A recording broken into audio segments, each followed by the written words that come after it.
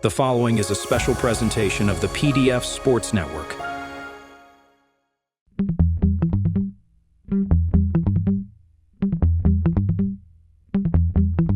You know, right. The podcast that uncovers the origin stories of some of the biggest names in sports, media, business, entertainment, and so much more. Nick Durst here along with Joe Calabrese. And Joe, we have a 2-for-1 special for our listeners today.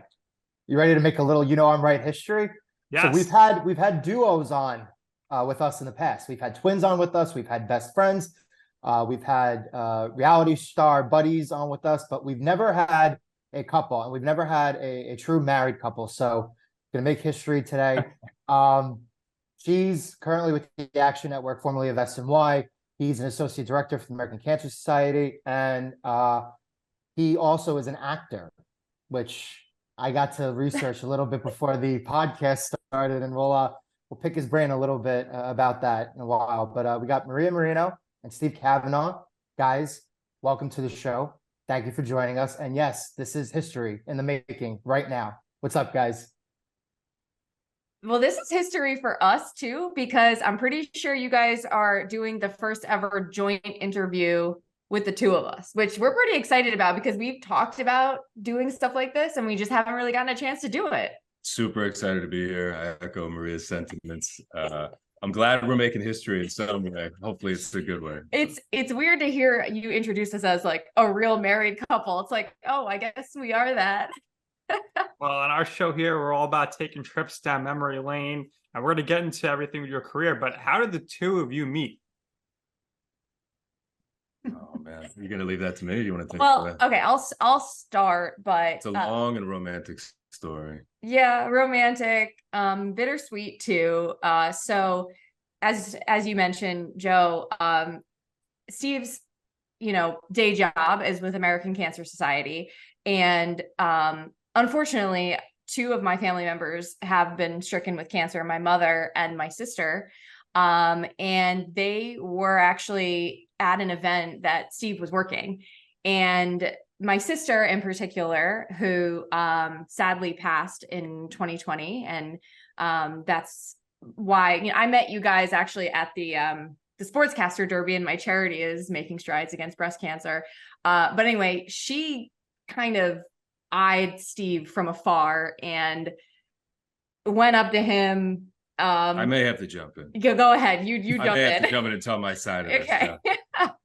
Yeah. So as you mentioned, I do a little bit of acting on the side too, especially now, right, with where I was at. But, going back like 4 or 5 years when we first became aware of each other and things like that, I had made a pivot. Okay. I was acting full-time TV and film and commercial end of the city. And I just was looking for something more concrete, et cetera, et cetera. And I had always been interested. I had volunteered for nonprofit work in the past. Right.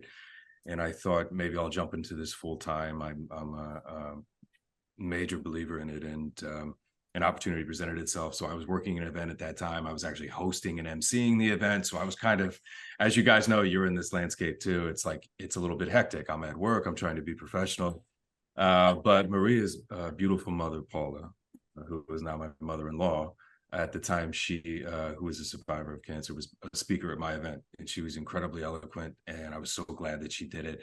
And yeah, she was incredible. But afterwards, yeah, her and her late sister Antoinette came up to me and they started like quizzing me and asking me all these questions, and, are you single? And I'm like, all right, here we go. Like, where are we going with this? Like, I don't know about you guys, but, in those days when I was actually single, I didn't really want to be set up. You know what I mean? I was like, all right, I just didn't really take it seriously. And they're like, but they kept quizzing me. They're like, how tall are you? I'm like, how tall am I? I was like, I'm 6 foot. And they're like, that's good. I'm like, okay, what are we doing? They're like, do you like sports? I'm like, yeah, I played college hoops. They're like, that's great. And I'm like, what is going on? And eventually it came to be, we'd love to introduce you to my sister and my daughter, Maria. And then I blew her off for about a year.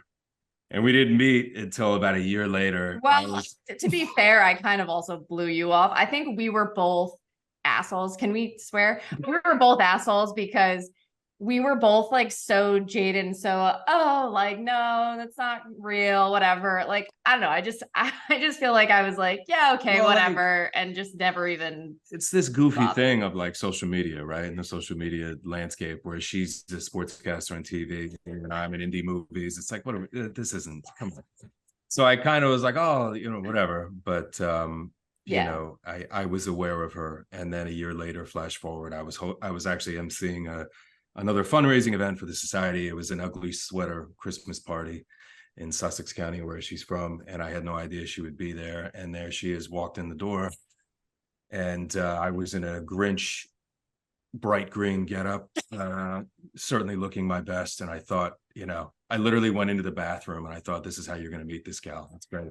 Like, this is life. You know what I mean? How funny is this?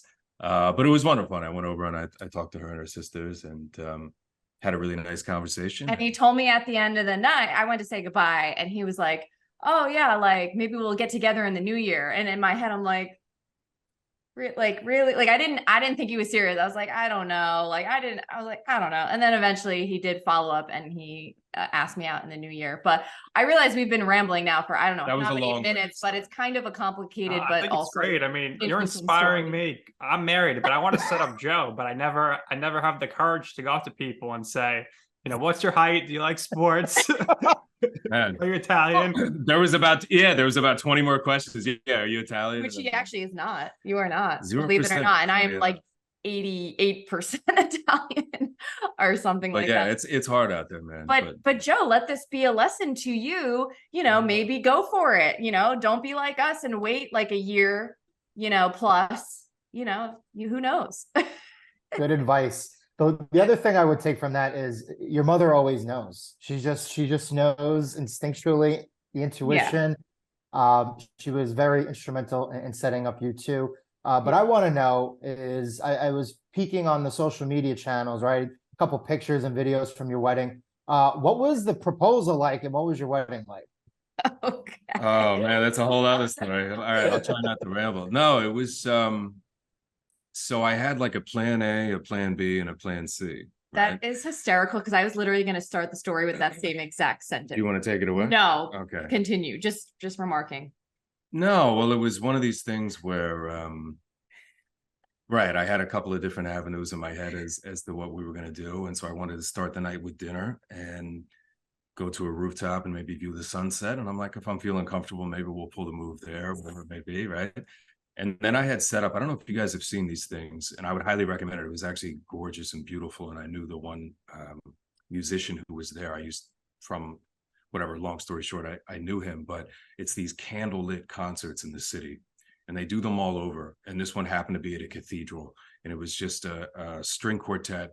But it was beautiful because I'd stumbled across this. I was looking for like something we could go to, right? But not like your typical concert, a little bit more intimate. So it was actually at a church, which was very kind of quiet and subtle. But it was from Bach to the Beatles. So it started out with very classical music, and then it ended with very classic Beatles, which I know that she loves and I'm a huge fan of too. So I thought, all right, that's plan B, right? See if things are, under the candlelight and all that. And I tried, to be honest with you guys, I tried to pop the question at this concert, but we had a guy sit right in front of us in one of the church pews. And I don't know if you've ever, he's moving his head around and making a lot of noise in the pew. And I literally had the ring in my hand, and I just thought, it was in the middle of the encore, and I thought, this is not the right moment. No, so it was not the right moment, because not only was he moving around, his chair was going like, yeah, like an just, old like, church sneaking. pew. And I was going to say too, before that, when we were at dinner, you wanted to go to the rooftop, but the rooftop was closed or whatever. So I think right. you were That like failed figuring too. like, okay, that's not gonna work. We'll wait to the concert. Suddenly it was under construction. So it's just like, how life is funny, right? Like you have these plans, and I'm kind of a hopeless romantic. And I thought, all right, plan A and plan B are out. But the problem is plan C involved all the friends and family showing up at the after party after I had already popped the question. So I had to, in the Uber on the way there, be like, hold on, abort. Everybody, like, wait down the street, get the heck out of there. And so it ended up being again just one of those funny moments in life where we had got in, and I had reserved the table for 6, And the hostess is like, why are there only two of you? And I don't even think you were aware. I didn't even realize, but I did notice that I did comment on the size of the table. I was like, do you want to see if they have a smaller table? Because it was And I was like, nah, we're good. I like the spot. I'm like, all right. And so anyway, we got in there and I said, look, I've been trying to do this all day, and I gave a very short, but hopefully sweet speech. Yeah. And a few people looked and we got a few claps, and then the friends and family came in after that. But I was going for plan A or plan B and it failed. But again, that's life, right? It's just, it's like funny, and to look back on it now is funny. So, well, I saw Joe is taking a lot of notes there, so that's great. Joe, if we have any questions in the future, you should. Well, hold on. I would say this though too, because you asked about the wedding, and I would just say that I think through all of everything we've been through, from how we met, our wedding, like, I would just say that there is something perfect about imperfection. And that's what you really should expect and hope for, really, because that's kind of the beautiful part in all of it, is like, stuff isn't perfect. Life is not perfect, far from it. So it's just like, those like imperfect parts of it are what makes it so special, in my opinion. So, amen. Yeah. But anyway, you guys, like I said, you really opened up the can of worms asking us all this.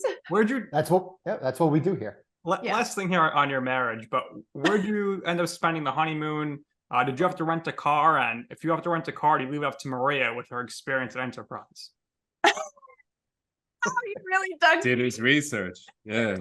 The LinkedIn profile. Hey, can I just say that before I started working at Enterprise, I was a horrible driver. Like, I'm not even gonna front. I was a terrible driver. And then when I started working at Enterprise, it actually made me become a good driver. So I'm happy about that. And also it taught me a lot of like sales and just like, customer service, just like talking to people.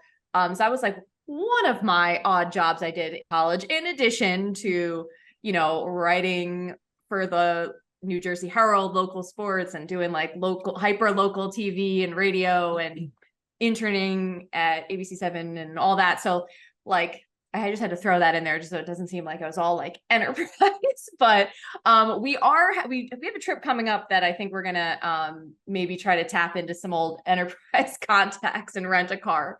But no, I would say, so the honeymoon, that's another thing. Like, it's just funny. Like, he understands so much what I do for a living and how important it is to me, because he feels the same way. We have a lot in common, as you'll start to see. But I had to say to him, look, we're getting married on November 3rd. And at the time I was doing sideline reporting for UConn women's basketball, and their home opener was the following week, their season opener, actually. And so I just said to him, like, hey, like, just so you know, we're not going to go on the honeymoon right away, because I don't want to miss the season opener.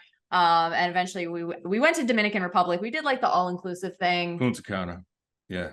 Yeah. And it was all right. Again, perfect in its imperfections, I would say. Yeah, we had a good time. And we still caught what did we watch when we were there? Oh, so yeah. So that was like our best night. This is what's so fun. Again, this is what I mean, like, about like, he gets it. And not only does he get it, he enjoys it. But like, UConn was playing, I think, Texas. I think it was and Texas. It was a ranked matchup. And like, we were at this resort, and of course I couldn't find it on any of the TVs. And he was like, oh, I got you. And we literally just went into our hotel room, and he got it on like our phone. And like, there's actually a picture of me you can find on Twitter or Insta or whatever, where like, we're just sitting on the couch. I'm just sitting on the couch, and like the phone is just like on the little coffee table. And I'm just like so into this, UConn Texas game. And like, and that's part of, obviously the beauty in what I do, is that I really do enjoy it. And, so work, it can get complicated. Work and time off it gets a little muddled at times, but for the most part, it's pretty cool. So Maria, you started mentioning college stuff. You went to Ramapo. Steve, you went to Muhlenberg. You alluded to this earlier, Steve. You kind of were an actor, right, before you were doing the stuff with the American Cancer Society now. So Maria, you're more than welcome to share some more college stories. Steve, going to college there, what were you originally looking to do? And in terms of internships, again, how'd you guys stay active? No, you don't. Yeah, I mean, I think she probably has a better internship story, but for me, yeah, Muhlenberg. So I was a legacy student first and foremost. My father and my uncle both went there in the 70s, so that weighed heavily on my decision in going there. So to take it a step further back, so I did play college basketball. That's Division III, but it's the Centennial Conference. I don't know if you guys know, but it's like Johns Hopkins or Sinus, Franklin and Marshall. Highly competitive conference, also a very highly academic school. So coming out of high school, a pretty decent high school career, and was lucky. He's in the Hall of Fame at his high school. See, he won't say I will. Decent. Was lucky enough to be recruited by a number of different schools, right? And it was hard. Another connection between Maria and I, were both one of 5 kids. So being the middle child, or the neglected child, as I like to say, no, I'm just kidding. But one of 5, my parents obviously did their best, but we didn't have like a whole lot of money running around for major tuition. So while I got recruited by a number of different schools, Muhlenberg ended up being the choice because I was able to get the most scholarships and the best financial package. And looking back on it, it's one of those things. I know you guys were talking about, college experience and that. I don't regret it at all, because playing college hoops, growing up, I was the 6-foot white boy who wanted to be like Mike, and playing in college was important to me. And so that was a major goal. And I took it extremely seriously. I took my schooling extremely seriously. So it just happened to work out that I would go to Muhlenberg. But there were other avenues that, looking back, when it comes to playing time and different things like that, career, you always wish, it comes down to money. So that's why I ended up going to Muhlenberg. And it was a great experience, I have to say. Very small school, liberal arts school, about 3,500 kids. So almost like a high school. And it was a great experience in the sense that, I was able to meet some of the best friends of my life. Shout out to, my best friend, Evan, who was my roommate. That's and so teammate. nice of you. Yeah, my roommate and teammate for all 4 years. And I wonder if he's ever gotten shouted out on the air before. Probably never, not. So. I'm going to have to tag him in this, but no, honestly, it comes down to like lifelong relationships and things like that. So going to Muhlenberg and playing hoops, that was kind of built into, those relationships were built in because we had to spend so much time with each other and going to practice, even though it was Division III, it was a lot of work, right? Yeah. And then coming out of school, in terms of like what I wanted to do, I majored in business administration because I thought that was a solid backup at a liberal arts school, in the sense that I did have this evil plan to sort of get back into acting. I'd done some acting as a kid. So I kind of went full force into that afterwards, and just hit the grind. As you guys know, you guys are in media and entertainment, and it's tough out there, and just started auditioning and kind of taking everything that I could possibly get until you would eventually end up landing an agent. And I have one out of the city who I still work with to this day. And yeah, I've gotten a little bit busy, and you got to be careful what you get good at, as I always say. And when it comes to my MPO work, which I'm very proud of, but still do it, occasionally when I can. And had a short film that was on the circuit last year that did pretty well and won some awards and things like that. So it's funny how life works out, but I didn't necessarily plan on that. I just kind of went for it, and then made a pivot into MPO about 6-7 years later, which is when I ended up meeting this gal. So Yeah, good thing you made that pivot. Thank God. So I would just listening to you talk, it just reminds me of like why Steve and I work.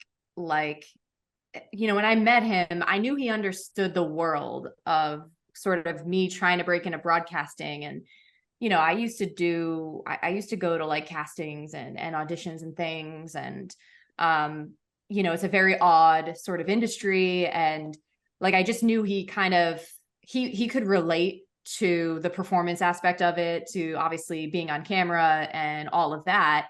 And then at the same time, the fact that he was a college athlete and he was as obsessed with basketball as I was like, this is freaking great.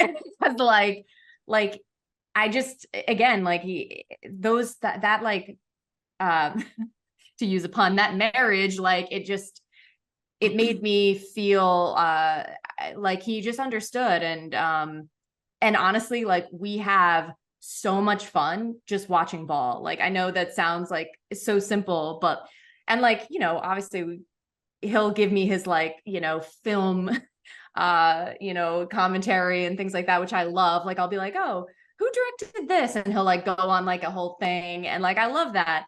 But like, we have we have so much fun. I mean, I hope you feel the same way. Like, just even most recently, like watching like the NBA playoffs, like that's what we do. And it's so cool. And like, I just think that, you know, in the past, and some media outlets have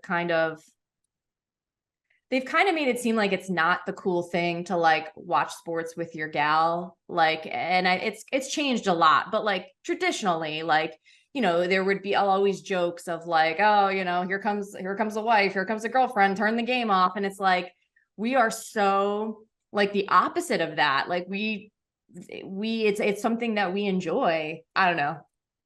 Tell me if I'm going off base here, but No, you're 100% right. I mean, it's like funny to take it back. You guys are joking like this is history. The first couple to be on, like we talk about this all the time. We enjoy watching sports. We enjoy watching film. We could go to a Broadway show. You know, the two of us are cut from the same cloth in the sense that we have a lot of different interests and a very diversified background. But the connections to what she does and what you guys do, again, you alluded to it too, right? You're not just a sports show.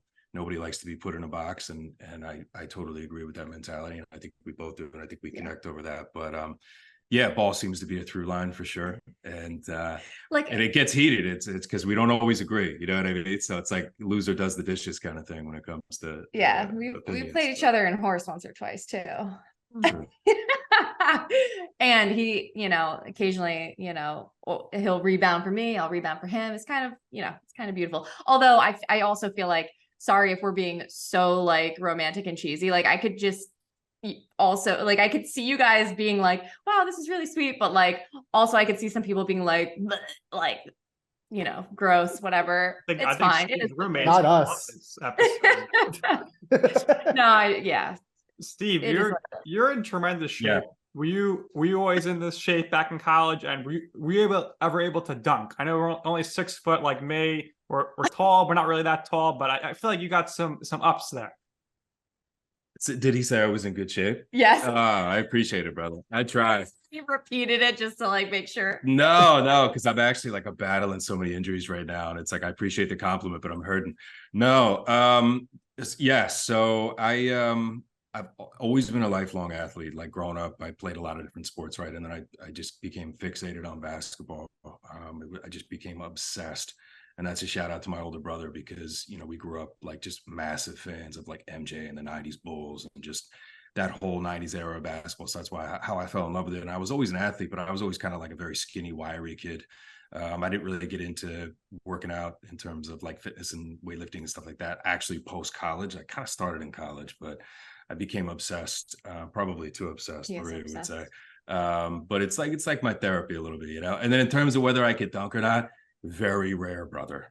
But I can produce witnesses at 6 foot. So I was pretty bouncy for a white boy. I was definitely fast. I did some track and field type stuff back in the day. But I would do you guys remember when like Allen Iverson would dunk? And he would kind of do like, he would have to pawn the ball and do like the 1-2 step and cut. That was like kind of the only way that I could, you know, get a few in. And never in game though. I attempted one in game and it didn't go well. It ricocheted. Only one. But in practice, yeah, a couple of times. And then it was hard because I felt like I had like more bounce off of 2 feet, if that makes sense.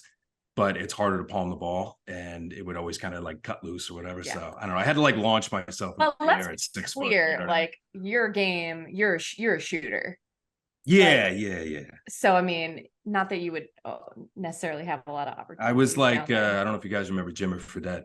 Shout out to Jimmer, yeah, who I actually played once in a tournament. And well, he may have scored on me, but I got a few on him too. But anyway, shout out to Jimmer. I was like a combination of like Jimmer Fredette and Steve Kerr kind of thing. You know, I was like a shooter. Is Jimmer doing something now? Didn't I send you something? He's playing for Team USA. Like, was it 3-on-3 maybe? Yeah, the 3-on-3. Jimmer's doing something. He's around. Good for him because he's my guy. But yeah, I was more of a shooter, off the dribble, mid-range guy. Jimmer was great. Jimmer Mania was awesome. Joe, I think we got to get Steve on our upcoming fall basketball team. Somebody who's actually good because we are going to have an awful team. We'll have Steve be the ringer. We'll see. But I'm in. All right. So like Joe mentioned, you had the college experience. You're grinding out there.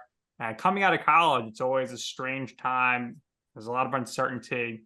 And usually we all end up in jobs we don't necessarily like right away for the first job and not really know what we wanted to do. So for both of you, what was your first job? Um, okay, first job out of college it was actually a pretty fun one. So I worked at a resort near where I grew up, and I was kind of like an in-house reporter. It was technically a marketing job, but I would do blogs, I would do like YouTube videos, I would do interviews and stuff. It was cool. There was actually a ski mountain attached to it, so I was actually would do snow reports, and I would like, I'd have my little backpack and I'd whip out my camcorder. Nice Yeah, resort. you remember the LinkedIn. I never get there, but I've been in the area a few times. Well, I grew up right near there. So it was kind of like the perfect first job for me. And I learned, like, I would shoot and edit all my own content. And so that it helped me a lot. And then there was a period there where I was unemployed for a bit and just kind of bouncing around and doing freelance work. But like, for me, the turning point of my career was actually working as a hyper local news reporter for a radio station. And I worked there for a year, made $12 an hour, part-time work. But that was what gave me enough experience to be able to put together a demo, which then allowed me to get hired as a sports anchor at Sirius XM. And then the sports thing kind of snowballed from there because I was able to network, and then I was able to start doing other gigs, and then one thing led to another. Yeah, you've done a wide variety, man. I've had a lot of odd jobs over the years. It's crazy to think back to that time because it feels like 100 years. By the way, I feel like your bicep is like in the way here. You gotta like so stay in your lane. All right, pretend to shift. Continue. But no, I mean, it's crazy to think back, right? That's a long time ago now, but obviously I kind of had these plans to jump into the acting thing and kind of give that a shot. And so with that comes a lot of side jobs and odd jobs. And most people, as you know, right, work in the restaurant industry or bartending and things like that. And I didn't really have an interest in doing that. So I had actually at one point, going back to the hoops thing, I thought maybe I would teach and coach, right? That's kind of a natural avenue. So I had that as sort of a backup plan or in the back of my head as well. So I actually went, and I don't know if you guys know what the praxis tests are. I ended up getting certified to teach business at the high school level, and got some other certifications and things like that. So I figured I'd do the education thing while I was sort of pursuing acting and working my way through that, and eventually getting an agent, et cetera, et cetera. So I spent a lot of time in that world. My sister was a teacher.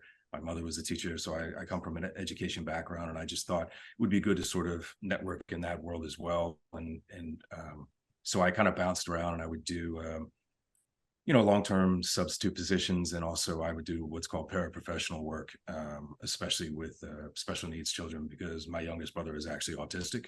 He's very high functioning, but I have a lot of experience in that world, and it doesn't really faze me. So was happy to kind of do that work as well. So that was really my first foray, was just kind of doing a lot of different odd jobs in education. But then along the way, I did a little masonry work one summer, which lasted about 3 months before I gave that up. I'm not tough enough to do that. That is some hard work. What do you like? You piled the bricks and right? They brought, it was like, they gave me a jackhammer. Hard knock life. It was like, they gave me a jackhammer and they brought me to a brick wall with a yellow X's on everything that needed to be, and they were like, kid, just block, knock all those out. And it was like literally the Great Wall of China. I was like, by the time I get done with this, I'm gonna have a, like a long gray beard. But anyway, you do what you have to do, right? While you're doing those things, like in your early to mid 20s. So that seems like 100 years ago now, but that was kind of my first foray, was being in education. And honestly, I loved it. It was really great being able to work with the kids, and I had a lot of great times, and I would even do like summer school and ESY programs, some of the special needs kids too. So it was like, it just was a better alternative for me than kind of just like being a bar back, if that makes sense. Yeah, it's fantastic. Definitely great to be educating these kids and help them out. When you were a kid, you mentioned it before, you were already doing some acting when you were younger. How did you, or maybe your parents, get you that first acting gig? Well, that goes, so I'm Irish Catholic. I was raised Catholic. And so we grew up doing sort of church theater and community theater. And I was into it though. I don't want to say that it was just my mother that, you know, kind of got me into it or anything, but we would do sort of these religious plays. And so I kind of started out doing some of that and some community theater as well as a kid. But then I got away from it because I got really into sports and really into a lot of other different things. And it was kind of always in the back of my mind. And then I guess I would say I fell in love with it again when I started to get really kind of like into indie film and just movies in general, and just a huge film buff and have a whole lot of respect for that industry. So I was kind of coming at it out of nowhere, and a lot of people saw it that way, I think, once I got out of college. But yeah, just wanted to give it a shot. So. Well, and wouldn't you credit your dad too with sort of getting you into, you know, showing you the classic films and things like that? Yeah, my dad was you know, I grew up watching like Ben-Hur on double VHS and, On the Waterfront with Brando, or you know, James Dean, Paul Newman, those type of guys. My father was very into. I'm so lame, but I don't even care. Like, but doesn't he look like? I mean, he's like a Brando. I mean, A little bit, I see it. I'm just. Yeah. They don't have to say. I'm gonna say it. I don't care. I'm blowing you up, but it's true. And like, I'm gonna get killed for this. And people know. They know. Like, anyway, you know what he has. I grew up on a lot of classics, stuff like that, and it was just kind of something that was always in the back of my head. But yeah, so I did the church plays thing when I was a much younger child, theater, and I, by the way, I don't really do much theater anymore. I have tremendous respect for that. I don't think I could carry a tune in terms of musical theater or anything like that. I'm much more built for film. But believe it or not, though, I did musical theater back in the day. So yeah. What was your big role, your breakout role in musical? Okay, so I was in 4 musicals. So by the way, back up a second. So I went to Sussex County Community College before transferring to Ramapo. So the shows that I did were there and in high school. And 3 of the 4 musicals, I was just like in the chorus. So I was basically just like background person. But one of them was Grease, and I played Cha-Cha. So, I mean, pretty much a dream role. Grease is my mother's favorite movie. It's a great It's a film. good movie. This is classic. Absolutely, I agree. Oh, man, we probably thrown that on like 7 times. no, once or twice. Oh, it's a We've classic. thrown it up. Yeah. But Cha-Cha, I mean, come on. No. Zuko. Anyway, John Brando over here. What a couple. Yes. Yes. I mean, Steve I'm is, Steve biased. is definitely a Zuko. I see that. Kaneki. I could see you playing Kaneki. oh man, I'm waiting for him to do one of his both impressions. would be fun. Like, he's probably not going to do it because, oh God, I'm putting you on the spot so much. I'm sorry, That's all but right. also not sorry. Like, he does really good voices and impressions, and I want him to start like a, you know, TikTok channel or something where he does like all the lines from movies. But Oh, I don't have the time, brother. You know, that's the problem. I know. Yeah. Nick and I actually had somebody who does impressions on with us a couple of episodes ago, Mr. Oh, Paul cool. LaDuca from Canada. So maybe we lick you guys up. That's kind of his forte. Yeah. Steve, I got a question for you. Sure, I man. went to your IMDb page before we started, right? Oh boy. I see The Wolf of Wall Street. Yeah. You were an extra in Wolf of Wall Street, huh? Yeah. So it's funny because again, like I have, you know, a whole career in MPO and all that, and I still act when I can, and I don't pursue it. I don't have enough time to pursue it like I used to. But so that was Wolf of Wall Street, if you recall, that came out in 2013, and I think they shot it in like 2011. It almost took like 2 years actually, 2011 and 2012. So at the time, again, I'm in my early 20s, and I went to I think it was called Actor Fest, or no, Actors Connection, because you maybe have gone there once before too. So anyway, there was this maybe it was Actor Fest in the city in Manhattan, and it's kind of like these things are like a meat market. Like you go and stand in line, and you kind of like do 7 auditions in a day, and you have like a monologue ready or whatever it may be, right? So, you know, something comedic, something dramatic, and it's just like you're one of, like, again, 40 white guys standing in a line that all kind of look like me, but they're all better looking, and it's like you know, whatever. So you do these things, and I was standing in line for something. I think it was like for ABC, for like a pilot or something like that. And there was this woman who came up, and she's like, you know, we're shooting a movie. We need extras. We're looking for young Wall Street types. It's a Scorsese movie starring DiCaprio. Are you interested? And at this point, again, like I'm fresh. Like I don't even know. I don't think I even had an agent at this point, whatever. Right. So I'm just like, yes, like sign me up, whatever. And it's actually the only time that I've ever done extra work. And it was actually an incredible experience because I got lucky. Somebody got sick. Well, sorry to that guy, but there was a special group of actually SAG-AFTRA. And at the time I was not union, so I was non-union, but they really needed somebody to fill in. I don't know if I fit the bill physically. I don't even know how this happened, but this one guy had to drop out, and it was a special group that was working in and around Leo at the time for some of the, like they needed people that I guess they could trust around Leo and Jonah Hill and all these different things. So it was a really, really interesting experience and a learning experience. And again, like at the time, I'm kind of like a young kid. But you know, I'm barely, you could see me for like a couple of frames You or can something see like it though. Like when I And, watched the movie and I like paused it and I was like, that's you. But a funny anecdote that I could tell you about that is being in the group is that I don't know if you remember, there's a part of the movie where DiCaprio is talking about cocaine, right? He's talking about coke, and he's like, of all the drugs on God's green earth, there's one that's my absolute favorite. And he's saying it as he walks into what's supposed to be Stratton Oakmont, which is like their Wall Street firm. And so those interiors were shot in a different building than the exteriors. So that's why I'm saying it was like a special group. So they took like 6 of us to go do that. And I'm the guy who walks right by Leo as he's saying that. But the problem was the boom mic guy was very short, or at least shorter than me and shorter than Leo. Leo's a big guy, he's like 6'1". And so he's like on his tippy toes with the boom mic, trying to get it over my head. And they told me, they're like, make a beeline for Leo, and I want you to just brush it almost like a screen, you know, like brush right up against them.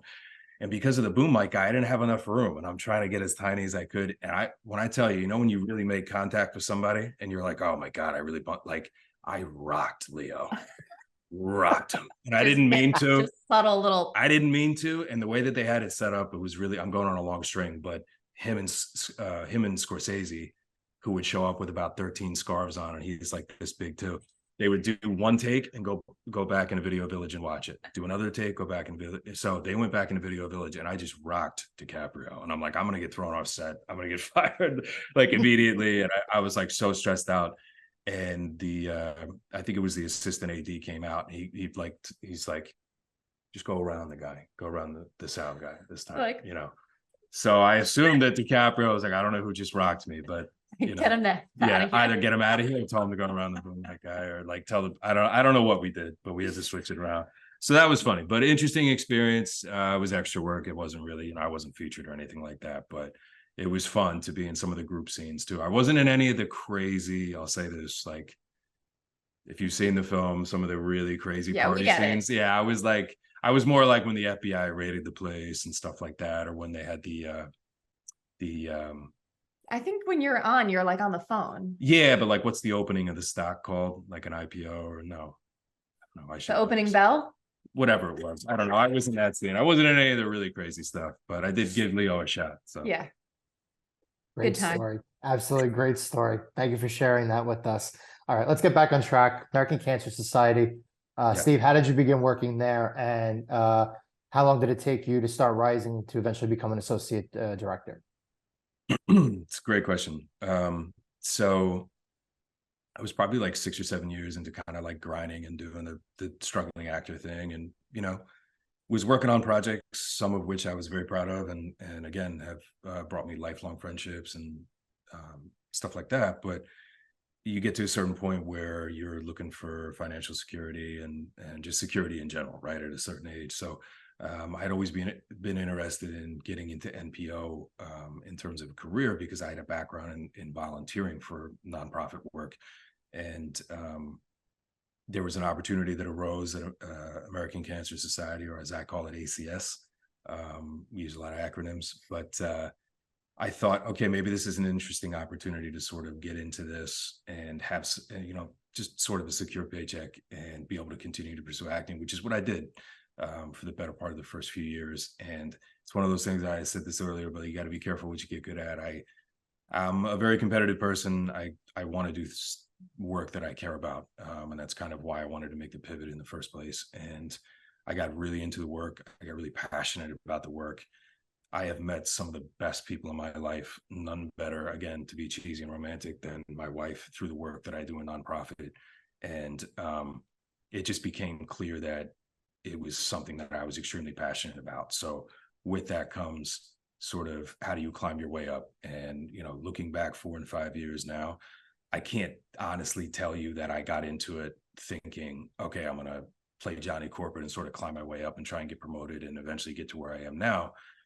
But along the way, I thought, you know, this is really meaningful and this is bringing me more than I could have ever imagined. And it's only gotten more and more intense as I've done it. And my why for doing the work and helping those that we serve has never been stronger than it is today. And I genuinely mean that. And so with that, it became intentional and it became precise in terms of, you know, the nonprofit world is a little bit different than other, I would say, corporate jobs, in terms of like, there's certain pockets of opportunity, I would say, that you have to recognize if you're interested in them, in terms of working on different events or climbing rep, whatever it may be. And so I felt like I was really trying to hone in on identifying those opportunities. And then it just comes down to taking a chance. Honestly, it comes down to saying like, hey, this is a little bit of a risk. This is a little bit of a stretch, but I'm going to go for it. And then to bring it full circle to my current position now, you know, say 5 years later, after jumping into the MPO game and managing our largest breast cancer event in the country, essentially at a Central Park, and being responsible for millions of dollars of revenue that go back to our services and programs and our advocacy on Capitol Hill and our research. And again, it's really a position of servitude. And I really, truly enjoy that. And it does not come without pressure, and it does not come without a spotlight, because if I don't do what I need to do in terms of putting on these events and raising these funds, those people that really need it, they can't take advantage of it. So it's a lot of pressure in that sense, but I enjoy that. I wouldn't want to really wake up and do anything else. That may sound cheesy, but it's the honest truth.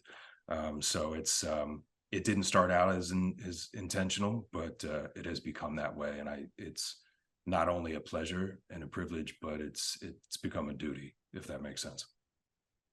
Steve, you do absolutely wonderful work.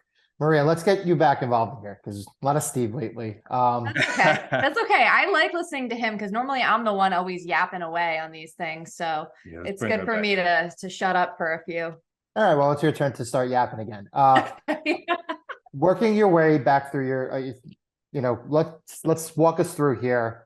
Getting Sure. bigger on-air opportunities.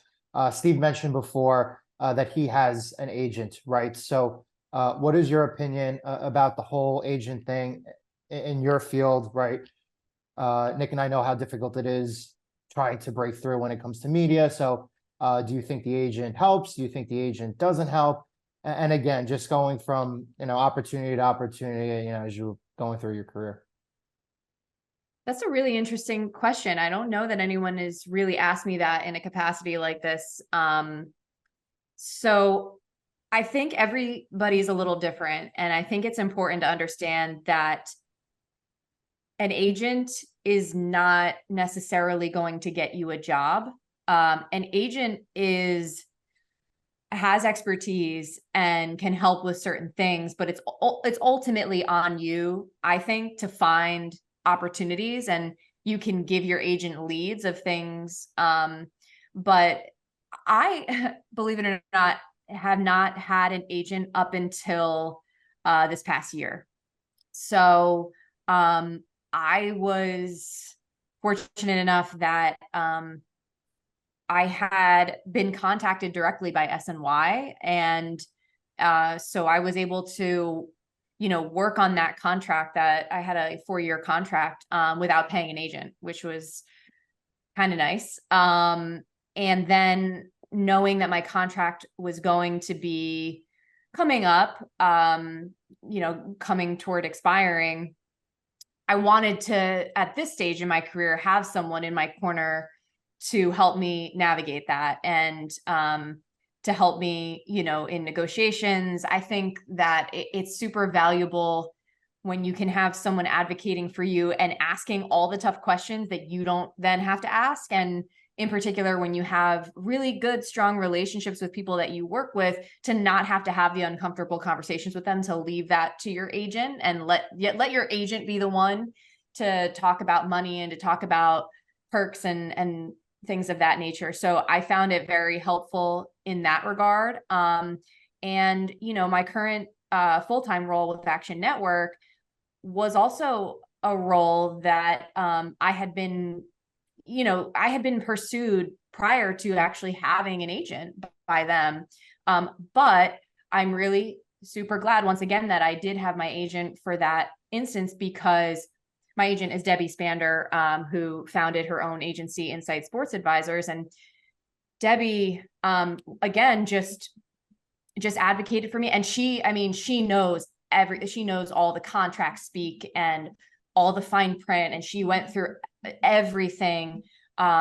So like every detail, just so meticulously. And she was somebody that would, she did all the asks for me. I mean, I was not involved at all in the negotiations. I had no, like, everything to do with the contract. I just left it to her. And that was definitely a luxury. But I would say for people starting out, it's very different, don't even bother getting an agent before you've gotten experience. You need to have your own experiences. You need to have your own, video clips to develop a reel. I would imagine acting similar, like don't even bother, because they can't sell you unless you can sell yourself, really. Like you need to, so I found that, like, I think I had thoughts at points. I had thoughts like, once I was working at Sirius XM, I was working at NBC Sports Radio, I was working at Fantasy Sports Network. Like I was getting bigger jobs, and I started thinking, okay, might be time now to get an agent. I think you have to be a certain point of being established. Like people like students or people that just have graduated from college will reach out to me and say, I'm trying to get an agent. And I'm like, just work on yourself first. And then when you're ready, that agent will hopefully help get you, like, when you're real close, they might help you get that extra, like, little bit, but don't like think you're going to like graduate college and get an agent and you're going to get a job. Like it's such a nuanced, thing. And in broadcasting or entertainment industry, like, it's just not cut and dry, and it's just not straightforward. So, I think everybody's different as far as like when's the right time to get an agent, but every single job that I've gotten has been through my own network, and my agent in my current, my current position in my career helped me navigate it, and is now able to help me moving forward. So I'm really grateful for that. Tremendous story. That was a long answer. It was a good answer. Everybody's journey is different there, so that's awesome stuff there. Yes. You mentioned that they're coming to you, these places, which is a great showing of your networking skills and your skill set as well. So SNY, they were looking at you. You're with them. So how startled were you the first time you worked with former right guest Eamon McEnady, and he dropped the "only on SNY" line while you're sitting next to him? Because that's a loud. It was. I do remember being like, wow, like that was really loud. Because and sometimes I would like imitate him, like if he was on camera, for instance, and I was like off, I would be in the back going like, only SNY, and no, love it. Like, I have to give him credit. And some people like have their thing that they say, like something signature about them as a broadcaster. And I don't know that I've really done that. I've never really had my own little, like, I never had like a signature phrase or anything like that. So, kudos to him for, establishing that and, becoming known for something, or something that's recognizable, I think is certainly important. But yeah, always good times, working with Eamon, and really everyone I've worked with at SNY. Yeah, Joe and I are fortunate enough to pretty much have had anybody who's ever worked at SNY on this show, so we're glad to add you to the list. So Maria, Nice. with your SNY job, what did you like doing more? Did you like being in studio? Did you like going out in the field reporting on these different events? Did you like doing the UConn stuff? What was your favorite aspect of the role you had there? Well, so there's two aspects to it, the skills and the content. And in general, I like versatility and I like doing a variety of things. I don't really like to just do one thing. And so there was beauty in, okay, some nights I'm anchoring, some nights I'm reporting in the field or, hosting a show. I did a NFL betting show for 4 seasons, which was also another like avenue. But I would say as far as content is concerned, I loved covering UConn women's basketball because you're talking about one of the, elite programs in all of sports, legendary coach, just so many amazing athletes have come through that program. But on the skill side of it, as a sideline reporter, not necessarily my favorite role. Like I felt I found it very difficult, honestly. And I felt like it didn't come super naturally to me. And I had to work really hard and I would get like pretty stressed out about just my performance. Which, I definitely think I got better and better at, and I worked at it and became pretty good, but I don't think it's necessarily like what I'm meant to do. But that being said, I do think I'm meant to cover basketball and more specifically, women's basketball. And, so I love the subject matter. All right, that's why you're at the Action Network. Nobody covers the WNBA spreads quite like you. So I try. Maria does a great job at Action Network. So same question here for the both of you. We'll start with Steve's answer. Give us a time that you were starstruck by somebody you got to meet through work. Oh, that's going to be hard for me because I don't really, I've been around a few, I guess, people that you would think be starstruck. Not necessarily a thing. Jordan, if Mike walked in the room, that would probably throw me off. Or like, yeah, Mike would throw me off. But I'm trying to think of a specific like both of us, I feel like both of us don't get starstruck that much. Not that much. It's more of a respect thing, but I'm trying to think of a specific instance where it was, I don't know. I can tell you, like, when I first started in the industry and I was like a total like newbie, I would definitely get starstruck by like, Michael K or whatever. And then like when we became sort of, knew who each other were or like whoever, like now it's just funny to look back at like, the different stages. But I actually just thought of a random one. Okay. So all right. I wouldn't say starstruck is the word, but I don't get nervous too often, but I remember one time being in a scrum with Greg Popovich at like Madison Square Garden. And I just remember thinking to myself, I'm not asking him a question. I'm good. I'm out. Like I'm like, I would ask, I have asked like when the Warriors came to play the Knicks, and this is a few years ago now, I asked Steve Kerr a question. Like I'm not shy about, introducing myself and really talking to anybody. But that was one. Pop, I was like, nah, I'm good. Like I'll just chill back here, just like hold the mic. Yeah, this is one of those things where Maria's gonna have way better answers than me because of what she does for a living. But it's funny to throw it back to the Wolf of Wall Street thing. I had one other moment with DiCaprio that I thought was just kind of interesting and wasn't necessarily starstruck, but I just am fascinated and I like to study people. And I doing the extra work thing, I don't know how familiar you guys are, but it can be very long days, right? Like acting itself is the term hurry up and wait for a reason, right? You put in a 16, 18-hour day and you do about 15 minutes of work. And other than that, you're kind of just milling about and whatever, especially if you're an extra and you don't really have any lines and whatever it may be. And so I remember I stepped out to call my dad on the phone. And when you're like holding the door for somebody, but you don't like, you're kind of just like doing it out of like muscle memory and you don't really like quite look or whatever it may be. Well, it ended up being Leo. And it was funny because he's like known to be a smoker or whatever. And he had like an e-cig that was like burning green and he had his lines, but it was like a really interesting moment. So I was going out to just like call my dad on the phone and he was going out to just run his lines, just like any other actor, right? And it was like this crumpled up piece of paper with notes on it and this and that. And I thought that was kind of a cool moment. And he just said, thanks. And I said, no problem, brother. And that was it. And he went out, was running his line. So that talk to you?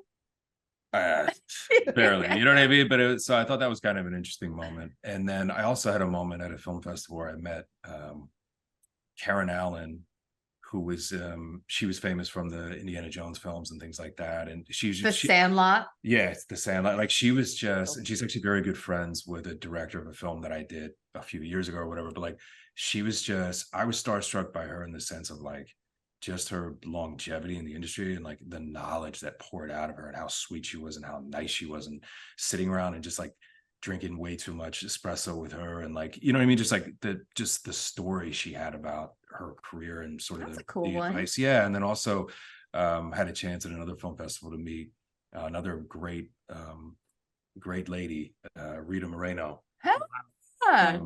Yeah, the original West Side Story. West Side Story, as you know, and she was just, you know, she is like, I believe well into her 80s now, and I mean she is just a firecracker and so attractive in so many ways. And just, I remember telling you about this, just I couldn't, again, there's certain people that have that aura where you just kind of want to soak it up. And so anyway, that's what came to mind. So Pretty cool. See, Pretty cool. those were pretty cool ones. I mean, I almost feel like I got to say another one to try to one up, but I'm not. I'm just I think kidding. you got I'm me just beat. kidding. Man. You got me beat. Nick, what is your best celebrity story? Where you My were best starstruck a celebrity little story. bit. I don't know. I mean, I met so many celebrities, and nobody Yeah. fazed me. So maybe it was my old boss was a celebrity, and he was a little. I was only fazed by him because he was my boss. But I'll keep his name. I'll tell you after. I'm not getting myself in trouble with this. We'll call him a shark. So leave it at that. So we'll talk about that afterwards. But All right. moving on here, last question for me, and it's for both of you. What in your life or your career would you say is your you know I'm right moment? What I mean by that is a time or place where you wanted to pursue something, you asked somebody for advice, they said, don't do that, that's an awful idea. And you were like, you know what? I'm going to do it anyway. And ultimately, you will see why it is that I'm right. You're going to have the better answer. So go ahead. You think? Yeah.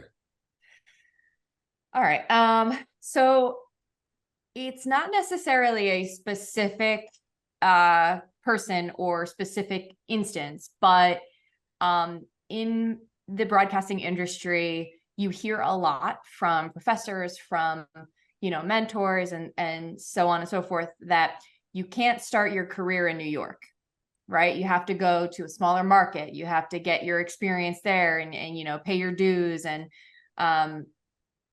become polished, and then you come back to New York. And I didn't really buy into that, and I'm glad that I was lucky that I got my foot in the door in New York, like I said, at SiriusXM. And I feel like if I had gone away, I wouldn't have met and been able to network with so many people in the industry that eventually helped lead me to other opportunities. So there is one person, I don't care, I'll call him out. He'll tell you, Evan Cohen, who still works at SiriusXM and hosts the morning show on Mad Dog Sports Radio. He flat out did say to me once, like when I was it was like right before SNY, like when I was doing some on camera stuff, and he saw my reel and he was like, you're really good. He's like, but you got to go to some small market and get on the news desk, do this. And then like, not that long after that, SNY hired me, and he messaged me and was like, you were right. I was wrong. Like, you didn't have to move. And so, yeah, I don't like, it was all in good fun, honestly, but yeah, it just happened to work out. Wow. Evan Cohen, this guy, I guess he's like a reverse Jinx there. The good luck charm, just killing your reel. He's going to watch my reel, Joe. And then we'll set me off for success. I love it. Yeah, I mean, I it's funny, man. I talked about like being put in a box. I can't say there was any one moment, and Maria's gonna have better input on this than I could. But I mean, I think anytime you say I'm gonna go into acting, there's a lot of eyebrows that are raised. You know what I mean? Anytime you want to say you pursue anything in entertainment, and I'm sure you guys can relate to this as well, whether it's sports media or anything really, where you need to put yourself out there and take a risk, and it's kind of outside of the norm of your typical 9 to 5, and people are saying, what are you doing? What's going on? And are you sure this is the right path? And I've had a lot of that, and it's very similar in nonprofit work as well, because I think people misconstrue what it means to sort of build a career in nonprofit and what it takes. And I had my eyes set on Manhattan as well, just as Maria did in sports media when it came to nonprofit, because that's the largest market we have with the largest events, and it's where we can drive the most impact. And that's really what mattered to me. So I was like, okay, if I'm going to do this, I want to do this all the way, brother, and I want to be at the tip of the spear, and I want to make the most difference that I can. And I think there were a lot of people that, again, raised eyebrows and were like, you're doing a lot of really different things kind of all over the place here. And I can't say that I was always so sure myself, but I know that it was the right move now. And again, not to be cheesy, it's brought me the greatest things in my life. And it hasn't always been easy, but I think it's just that whole notion, or just that whole idea of if you have something you want to set out to do, a lot of times there's always going to be naysayers, or there's going to be people that are non-believers or haters, or whatever you want to call it. And a lot of times that criticism is misplaced by, unmet needs on their end of things. And it's kind of, you just have to ignore and keep your head down. And it doesn't come without, again, bumps along the road, but it's definitely been a collection of eyebrow raised moments for some of those things. And, I don't regret a second of it. So Same. that was excellent answers there. And now we're reaching the end here. Now, earlier on, Maria, she kind of put you on the spot. She said your greatest impressions. I keep hearing no. one. I keep hearing one in your voice. I'm And me so and Joe sorry. really want you. We got to hear a Hulk Hogan impression. Oh my No, God. no. I've Now never you done can't- a no, whole. You need to be like classic. When you say brother, you sound just like Oh, Hulk well, Hogan. he does say brother a lot. Yeah, the brother thing, it's funny. I think I picked that up from my high school coach. I don't have a Hulk Hogan. I know, you really put me on the spot. Oh my God, You really he's put gonna me on kill the me. spot. I'm sorry. No, I don't have any He like. does this shit all the time though. Like he'll quote like Gladiator or like, what? Yeah, I don't know. I don't have a Hulk Hogan impression on the spot. I'm trying to think who else you do. Just say, let me tell you something, brother. Oh, don't make him. No, I'm Don't trying to make think. it. Who have I done before? Bill the Butcher, I guess. Yeah. Oh my Ooh, God. Bill the yes, Butcher. I like that. Yeah. Yes, Because I did Gangs of that. New York. Yeah. you did. Amsterdam, I'm New York. There you go. How's that? We'll end it on that. And I'll show you the Halloween photos. I go hard on Halloween. So We love Daniel Day-Lewis. over And there. he's cutting himself short. Like he'll do like the whole scene, but it's That was fine. pretty good. That was pretty good. Absolutely. Listen, He's gonna kill guys. me. We had Sorry. so much fun doing this with you guys. Again, you are our first couple that we've ever had here on the show. Maria, Sorry we talk so much. that's exactly why you're here. No qualms from us. Maria, Okay. unfortunately, you weren't the first Marino we've had on the show. Like and I, Okay. we've had a friend Mike with us, but you were still absolutely terrific. Steve, Yeah. for the last 26 years, I've had a pasta belly that I can't get rid of. So I'm gonna need to get some fitness advice from you real soon on how to get rid of this. Because for our listeners, for our viewers, Nick and I, we met Maria and Steve in person for the first time when we did the Sportscaster Derby, and I can vouch here, Steve, you are in absolute tremendous shape. So definitely need some advice and tips from you there. But again, you are our first couple, married couple. We thank you for your time. We really, really appreciate it. What we do here is we always give our guests, but now it's guests, the last words. So if there's anything else you would like to share, promote for you guys, by all means, go ahead. And Steve, one last thing, when time permits, or if there's anything that Nick and I can do for you moving forward with the American Cancer Society, let us know. I texted this to you. We'd love to come and help you out, volunteer and do an event. So certainly we'll keep in touch there. But again, if there's anything else you guys would like to share, promote, by all means, go ahead. that is so sweet of you, brother, and I appreciate it. Thank you. What I would say is, so the event this year, the Behemoth event in Central Park, takes place on October 15th. It's called the Making Strides Against Breast Cancer of Central Park. It's actually our 30th anniversary, 30th go around doing it. So it should be a very, very special day. And so if you'd like to get involved, you can go to makingstrideswalk.org/Central Park, or just shoot me a DM, shoot me an email, whatever. You can definitely be involved. And I just appreciate the kind words on the platform, brother. So I would just say, yeah, thank you for the chance for me to share the screen with this guy for the first time, because I've always wanted to. And I think maybe I don't know, maybe this will inspire us to do a little bit more together. But yeah, this is super cool for us, I think. So yeah, thanks for letting me bring him on with me. No, appreciate it. Thanks for letting me tag along. It was fun. I don't know, Joe. It sounds like there's a future podcast brewing here between this happily married couple. I think they need to do a duos reporting for basketball. She does women's, you do men's, right? Do you watch college basketball, Steve? Maybe. I am a huge hoops fan. It's funny you guys say that. We have talked about it many a time. So little his and real hers quick, action, and like but- you can cut this off if it's getting too long, but I would just say what's so interesting is you know, he has a really deep knowledge of basketball history, especially the NBA. And I'm a newer, like I became a fan of the NBA and obsessed with it, like as an adult, but I got really into women's basketball. And when we, you know, the first year that we were together, I remember the day you texted me being like, so like, you're into the WNBA. Like, I don't know much about it. But I really want to like kind of get into it. And that first year, I mean, we watched the women's college championship. We started watching W games, and I'll say this, like, this is what's so cool about it is like we watch NBA together, we watch WNBA together, we watch men's and women's college basketball together, and it's just like it's all ball and it's all great. And so like he admitted like when we met, he didn't know that much about it and he wanted to learn, and like that's it. Like, well, that's there's a respect there, right? And being a college hoops player, it's funny. Like, man, I don't know if I should shout her out, but we had an All-American on the women's side that when we needed a 10th, we would call her and she would ball with us. And you know, there was always a respect there, and her and I talk about this all the time. Game is game, ball is ball, and I just appreciate it. And so I appreciate her introducing me and ingraining me into the W more, which is now a budding league. And I feel like with my knowledge of, you know, of the NBA, I've kind of been able to help you out with some historical things. So there's just an interesting synergy there. And so you guys bring up doing a pod. We've certainly talked about it. I would love to, but this is our sales pitch right here. I think the name of the podcast, Joe, should be Ball is Married Life. There you go. Lock it in. That okay.